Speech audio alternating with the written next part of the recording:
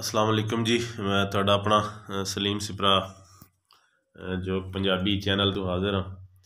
तो अज खास मकसद वास्ते हाज़िर हैं तो सारे साथियों नूं जो पंजाबी के सबसक्राइबर्स नूं फॉलोअर्स नूं गुजारिश है कि एक साडे यूट्यूबर ने आलिया मलक, उन्होंने एक चैनल जिहड़ा है आलिया मलक ओरिजिनल के नाम तो चल रहा सी, वो यूट्यूब ने ब्लॉक कर दिता। वजूहात किसी ने रिपोर्ट की या जो भी है। तो सारे साथियों को गुजारिश है कि उसनों जोड़े है अपने चैनल से, ट्विटर अकाउंट से, फेसबुक से hashtag Alia Malak channel original recover जोड़ा हैशटैग करो। बहुत अच्छी सलाई और मतलब स्टोरियां बनाते सन। मुआशरती जोड़े मसाइल हैं उन्होंने खूबसूरत स्टोरियां होंगी सन, बड़ी इमोशनल स्टोरियां बनाते सन। अल्लाह जाने किसने सिलसिला किया, अल्लाह ताला उसनों भी हदायत देवे जिसने भी ये करवाया।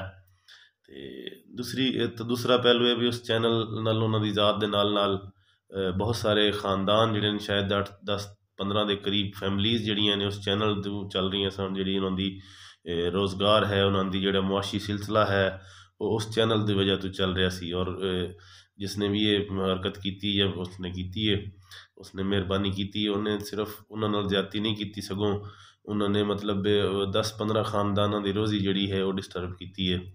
तो अल्लाह ताला उन्होंने भी हदायत दे। तो सारे साथियों को वेखने वाली गुजारिश है भी ये तुसी जोड़ा है जो पंजाबी के जितने भी फॉलोअर्स हैं और साढ़े सबसक्राइबर हैं उन्होंने गुजारिश है कि तुसी इन्हों का जोड़ा चैनल रिकवर करने च उन्होंने मदद करो।